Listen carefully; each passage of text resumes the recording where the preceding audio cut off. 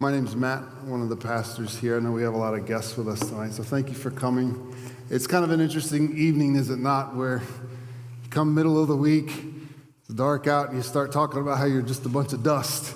I don't know about you, but when I take a little bit of time and start to pause and reflect on my own weakness and mortality, my mind often goes to my sin. And we could bring my mic down a little bit. It's booming a little bit, but thank you. And that's very true. I think it's important that we need to kind of, in the words of Paul, acknowledge the fact that I do what I don't want to do and I don't do the things that I should do. What a mess or wretched man that I am. Who will save me from this? Because I can't do it. So those things are important, and we've done that this evening, and that's absolutely true as we cry out to the Lord to help us in our weakness. But tonight I think the Lord wants to highlight something that I don't think we often spend a lot of time talking about, at least not in church. It's something that I think we overlook because we're looking at our sin a lot. But there are other aspects of being dust that we live with day to day that we really try to avoid at all costs. And actually around the world we spend billions and billions of dollars to avoid it. When Adam and Eve rebelled against God, it introduced sin, as you know, into the creation, and everything broke, and the four relationships broke. And that introduction actually introduced death, and things started to die, which they hadn't before. And then that introduced aging and decline. Physically, mentally, emotionally, you name it, we got it.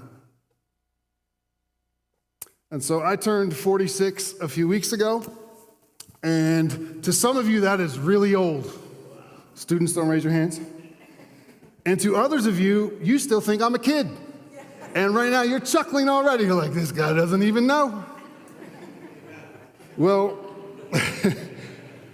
this kid is feeling 46 more than I felt 36 or 26. So woohoo, let's looking toward 56. At 26, I got glasses, and I'm a little embarrassed to say that kind of messed with me.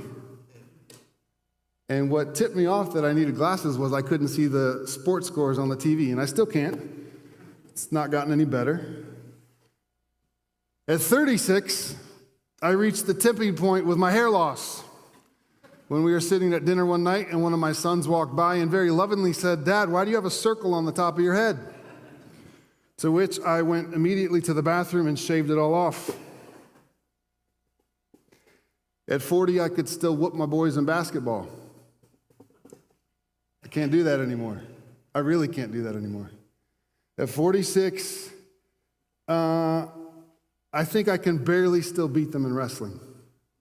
And I like to call it dad strong, but it's really, I just have a lot of dead weight and I still know how to use it a little bit.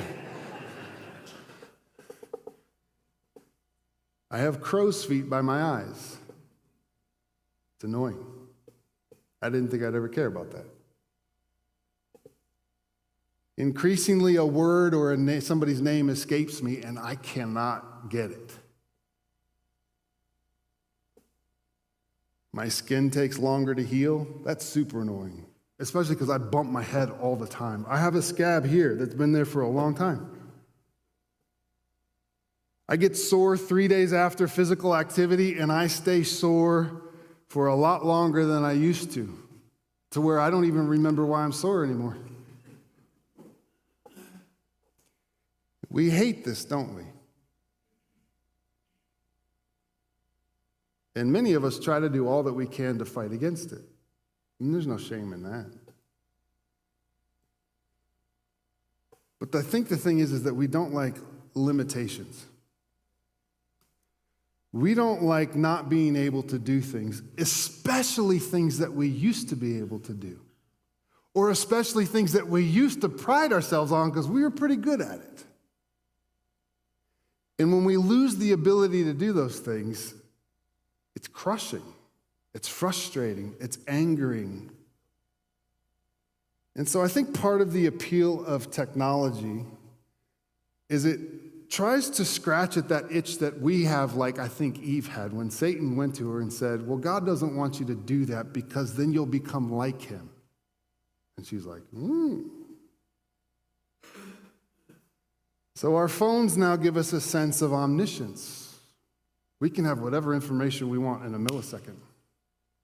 Our phones also give us this feeling of omnipresence, that we can feel like we are on the other side of the world witnessing things as they happen in real time, and we somehow know what's going on. Money gives us a sense of omnipotence, because when you don't have it, you feel powerless. And every day, people are telling us that we can reverse the signs of aging if we do X, Y, and Z, or really if we buy X, Y, and Z. And that's the appeal of immortality, that somehow I can beat this thing. But here's the inconvenient, inescapable, irreversible truth. Here is the trajectory of life for all of us. And you're thinking, why did I come tonight? We came into this world completely dependent on others to care for us. And most likely, that will be the way we leave this world, dependent on others to take care of us. And we don't like to think about it. We have limitations, and those limitations are only going to get worse. We are made from dust. If you're a guest with us, we've been going through the life of David in Scripture for the last number of months. And it's been fascinating as we've traced his life. But we were introduced to him as a boy, right? And we watched him grow into an incredible man. We've seen his bravery, his strength, his giftedness, his intelligence, his humor even. And we're like, this guy, amazing.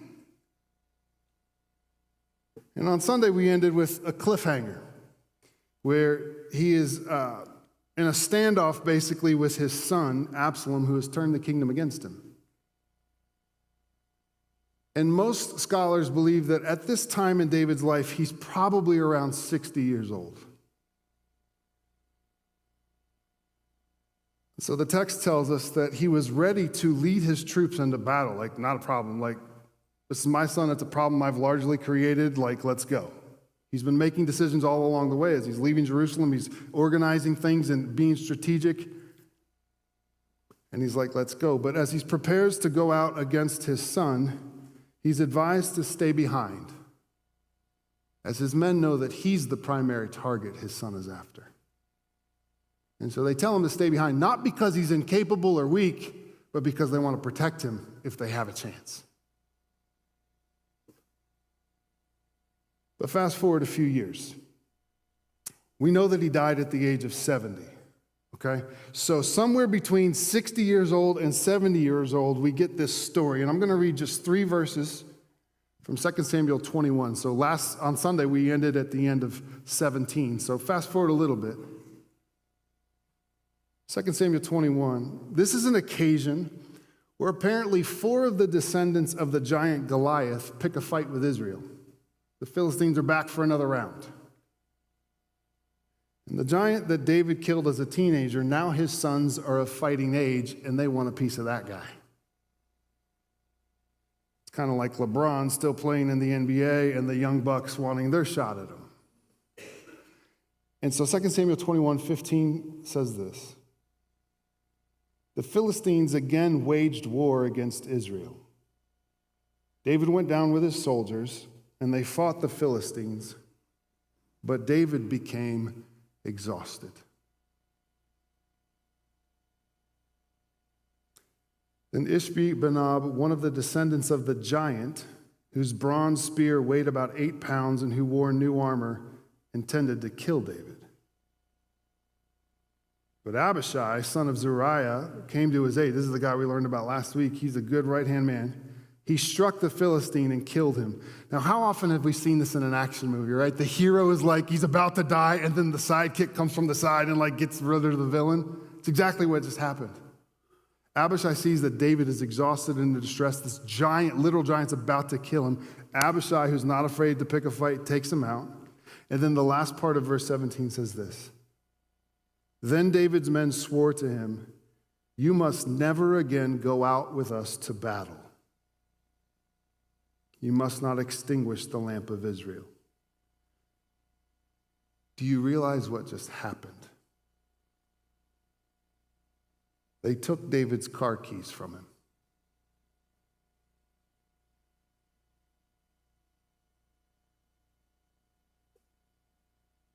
And they basically said, "You have become a liability to yourself and to all of us. It's not worth it. It's far more important that you stay home and let us take care of these other things for you.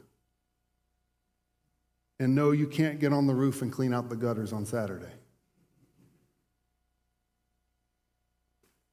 Can you imagine how this gutted David? Some of you can. He had been an elite warrior his entire life. From a boy, he's killing lions and bears. He is the OG giant slayer. He had won countless battles. They wrote songs about him, about the tens of thousands of God's enemies that he wiped out. And now his own men tell him, it's time to hang it up. The glory days are over. David is declining. He's dust.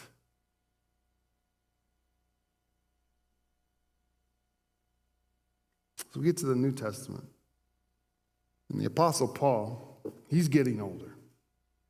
And you know the passage. He talks about the thorn in his side, the thorn in his flesh. And he pleads, he begs God 3 times to take this thing away from him. And you've heard the speculation. There's lots of speculation about what the thorn could have possibly been. Most scholars think it was probably medically related. The dude had gotten beaten up for so many years. He'd been imprisoned multiple times, shipwrecked multiple times, bitten by a venomous snake, beaten on many occasions, literally stoned, rocks thrown at him. Even with the Cleveland Clinic, you'd be in bad shape. Something gets his eyesight, whatever. But it's so bad. What does Paul call the thing? Whatever it is that's plaguing him, what's he call it? A messenger of Satan. Now, does that mean it was a demon? A demon, a messenger of Satan bothering Paul, and he's like, get it away from me. Could be. But how many of you know that pain, discomfort, limitation, all of these things have a way of speaking to us? A way of lying to us. Messengers of Satan.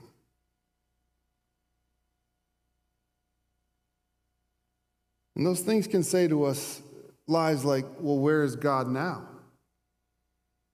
You've served him your whole life, and now he's letting this happen to you? He doesn't see you. And if he does, he doesn't care. Actually, he's probably cruel, and he's punishing you for something. Or you know what? He's not even real. Because if he was real, he would do something about your limitations. So what does God say? I mean, it's Paul. Like, he's my guy. I mean, the church is exploding in good ways under Paul. Like, of course I'm going to heal him. God says, no.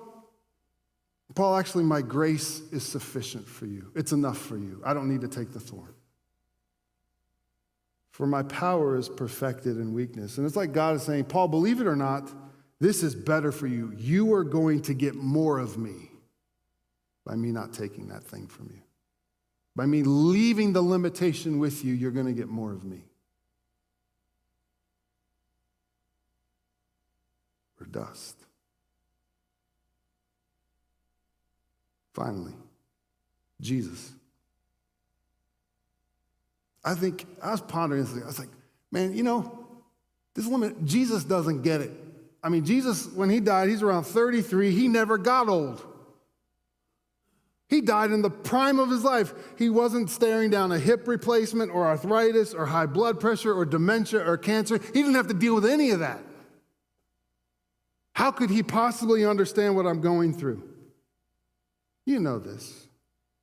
Jesus coming to earth was him taking on voluntarily limitations that we can't even begin to fathom. I'm mad because my ankle hurts when I get out of bed in the morning. The infinite creator and sustainer of all things, who had no beginning and no end, who has all power, limits himself to a baby, and you don't think that was frustrating? But then the longer I thought about it, it's like part of those limitations were he got tired, he got cold, he got hungry, he got too hot, he felt pain, I think he got sick. He experienced all those things. He put those limitations on himself. And then on the way to be crucified, after he's been beaten and his body literally torn apart, he keeps stumbling over the weight of his own cross. And what has to happen? He has to be helped by somebody else to carry out the rest of God's plan for him.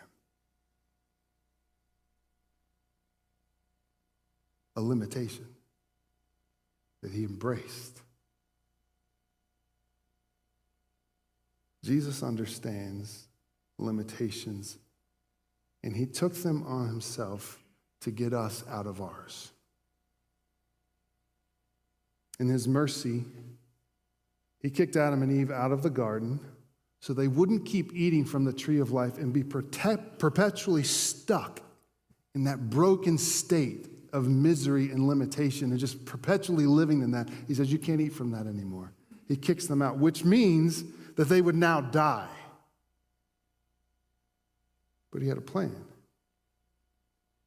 That what was perishable, these bodies of dust, would go back to the ground, but that he would raise them back up with us, with him, to life again. Life imperishable. Life no longer bound by limitations. That's a great place to say amen. We are dust, jars of clay that he has chosen to breathe on and to breathe his spirit into. So I want to invite you, as we do each year, just for a few moments of reflection. I want you, if it's helpful, just go ahead and bow your head, close your eyes. And first of all, just spend a moment being still and continue to listen to the Spirit of God.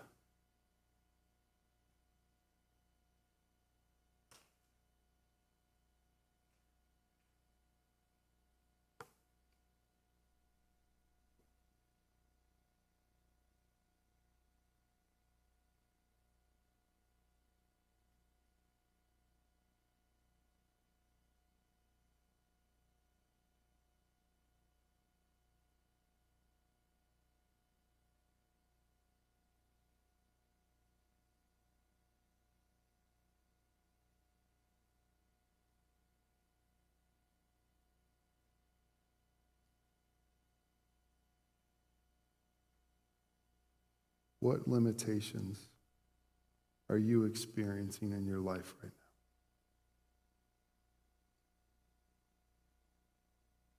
It could be physical, it could be mental, financial, emotional, spiritual, relational. What is that thing for you right now that is that thorn in your flesh that you can't shake? Where are you feeling frail, vulnerable, inadequate, incapable? What are you fearing? Young people, what is that thing that you wish you were more like, or that talent or gift you wish you had that you see other people and you just aren't that?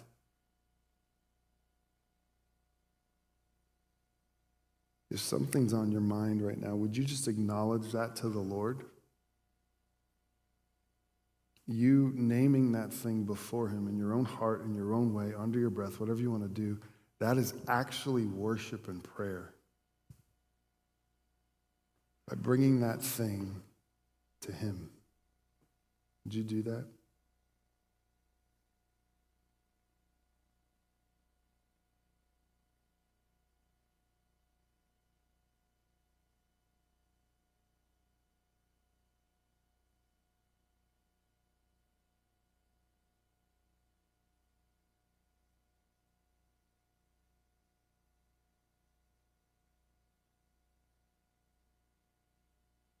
No, I want you to ask the Lord for yourself.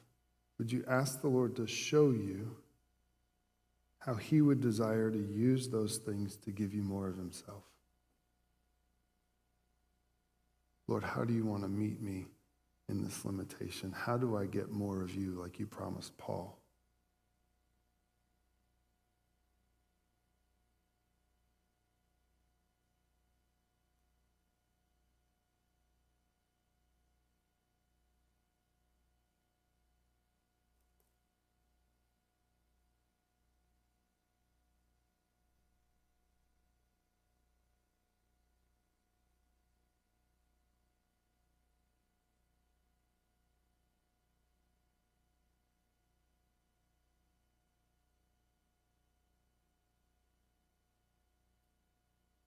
I want to read this prayer written by Douglas McKelvey, a portion of it that really ministered to me today. O Christ, who for my sake was afflicted,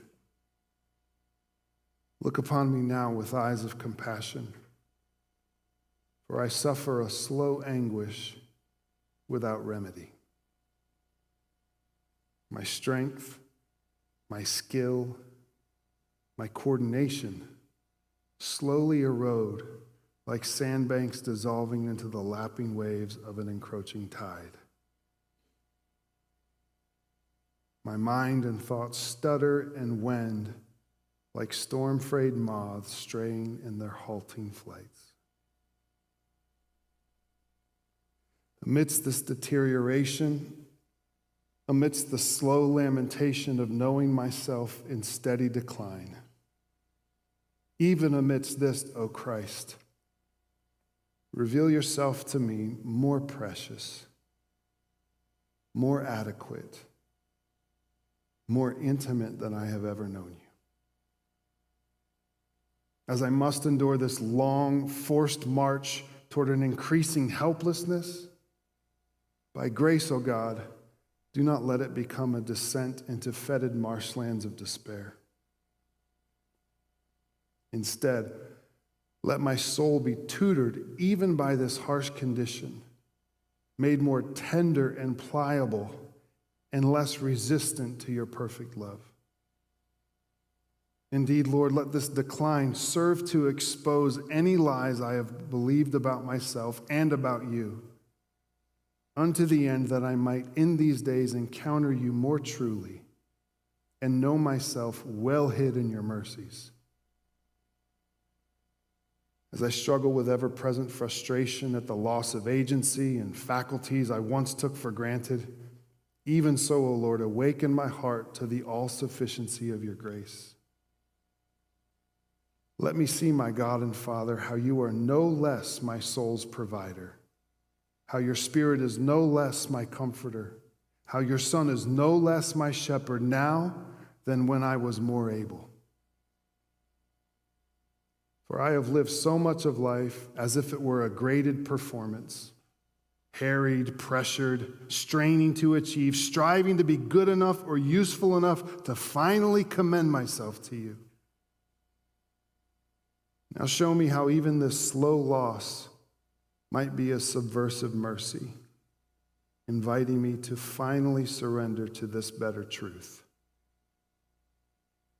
I can do nothing to make you love me any more or any less than you do, for you have already loved me with the same perfection of love in which you have eternally embraced your own Son. So hold me now, my King, though I slowly sink for a time and lose my hold on pieces of my life. Still, I know this to be true, that one day I will rise again, And you, O Christ, will be my comfort and my light through any shadowed places I must face from now till then. Though I lay down all I hold, there will never be a moment when I am not held in your ineffable love. Though I lose faculty, mobility, ability, your tenderness will be for me a constant consolation. Cradle me, O Christ, in the comforts of your long-sustaining love. That will be enough and more than enough.